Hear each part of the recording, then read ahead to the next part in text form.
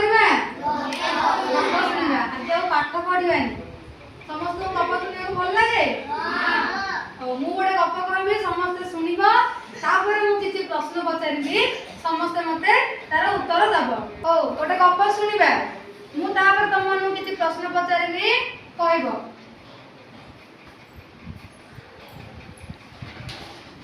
ଆମେ ଆଜି କି ଗପ ଶୁଣିବା?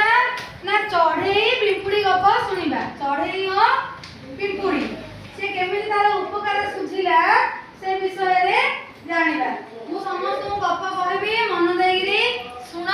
ତାପରେ ମୁଁ ପଚାରିବି ପ୍ରଶ୍ନ, ସମସ୍ତେ ମତେ ଉତ୍ତର ଦବ।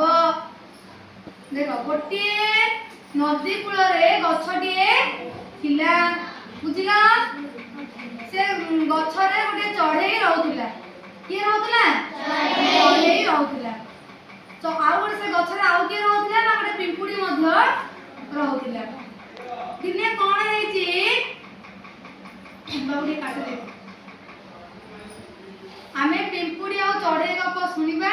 ପିମ୍ପୁଡି କେମିତି ଚଢେଇର ଉପକାର ସୁଝିଲା ସେ ବିଷୟରେ ଜାଣିବା। ଗୋଟିଏ ଜଙ୍ଗଲ ଥିଲା। ସେ ଜଙ୍ଗଲରେ ଗୋଟିଏ ନଈଟିଏ ଥିଲା। ସେ ନଈ କୂଳରେ ଗୋଟିଏ ଗଛ ଥିଲା। ସେ ଗଛ ଉପରେ ଗୋଟିଏ କିଏ ରହୁଥିଲା? ନା ଗୋଟେ ଚଢେଇ ରହୁଥିଲା। ଚଢେଇଟିଏ ବସା ବାନ୍ଧିକିରି ରହୁଥିଲା। ସମସ୍ତେ ଶୁଣ, ବସା ବାନ୍ଧି ରହୁଥିଲା। ସେ ଦିନେ ଗଛରେ ବସିଥିଲା ବେଳେ ଦେଖିଲା ଯେ ନଦୀରେ ଗୋଟିଏ ପିମ୍ପୁଡି ଭାସି ଭାସି ଆସୁଛି। କିଏ ଭାସି ଭାସି ଆସୁଛି? ପିମ୍ପୁଡି। ସେ କଣ କଲା? ନା ଗୋଟିଏ ଉପାୟ ଚିନ୍ତା କଲା। ସେ ଗଛରୁ ଗୋଟିଏ ପତ୍ରଟିଏ ତା ଥଣ୍ଟରେ ଛିଣ୍ଡାଇ ନଈରେ ପକେଇ ଦେଲା। ତ ସେ ପତ୍ରଟା ସେ ନଦୀରେ ପକେଇ ଦେଲା। ପିମ୍ପୁଡି କଣ କଲା? ନା ସେ ପତ୍ରକୁ ଦେଖି ସେ ପତ୍ର ଉପରକୁ ଚଢି ଗଲା।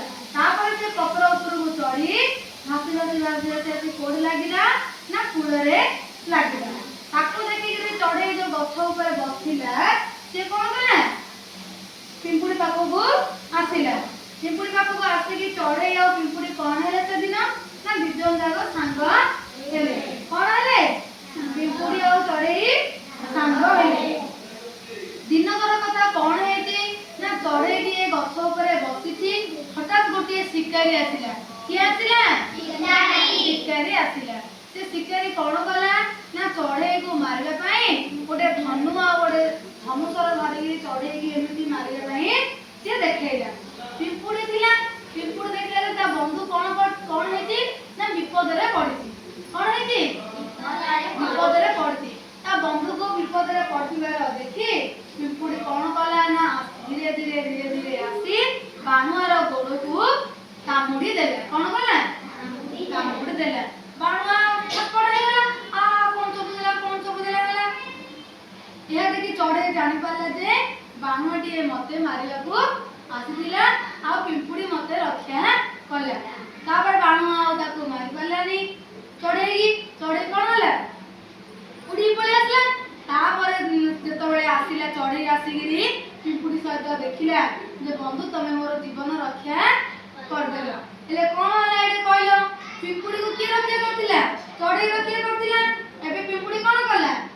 ଚଢେଇକି ରକ୍ଷା। କଣ ହେଲା? ପିମ୍ପୁଡି କଣ କଲା? ନା ଚଢେଇର ଉପକାର ସୁଝି ଦେଲା। କଣ କଲା? ଚଢେଇର ଉପକାର ସୁଝିଲା। ଆଚ୍ଛା, ତମେ ସମସ୍ତେ ବୁଝିପାରିଲ? ମୁଁ ଏବେ କିଛି ଗପ ବିଷୟରେ କିଛି ତମକୁ ପଚାରିବି, ତମେ ମତେ କହିବ। ଆଚ୍ଛା, ଜଙ୍ଗଲରେ କଣ ଟିଏ ଥିଲା ପିଲେ? ନଈଟିଏ ଥିଲା। କଣ ଥିଲା? ନଈଟିଏ। ନଈ କୂଳରେ କଣ ଥିଲା? ଗଛ। ଗଛରେ କିଏ ରହୁଥିଲା? ଚଢେଇ। ନଈରେ କିଏ ଭାସି ଭାସି ଆସୁଥିଲା? ପିମ୍ପୁଡି। ଚଢେଇ ପିମ୍ପୁଡିକୁ ରକ୍ଷା କରିବା ପାଇଁ କଣ ପକେଇଲା? ତାପରେ ଦି ଜଣ ଯାକ କଣ ହେଇଗଲେ? ଚଢେଇ ଆଉ ପିମ୍ପୁଡି ଚଢେଇକୁ ମାରିବା ପାଇଁ କିଏ ଆସିଥିଲା? ଶିକାରୀ। ଶିକାରୀକୁ କିଏ କାମୁଡି ଦେଲା? ପିମ୍ପୁଡି। ଦି ଜଣ ଯାକ କଣ ହେଲେ? ସାଙ୍ଗ ହେଇଗଲେ। ଏଥିରୁ ଆମେ କଣ ଶିଖିଲେ? ଯେ ଆମେ ଯଦି ଅନ୍ୟ ଜଣଙ୍କର ଉପକାର କରିଥିବା ତାହେଲେ ସିଏ ଆମକୁ ଦିନେ ନା ଦିନେ ବିପଦରେ ପଡିଥିଲେ ଆମ ଉପକାର ସୁଝିବ। ତେଣୁ ତମେ ମାନେ ଏଥର କଣ କରିବ? ଯିଏ ବିପଦରେ ପଡିଥିବ ତାକୁ ସାହାଯ୍ୟ କରିବ। କଣ କରିବ?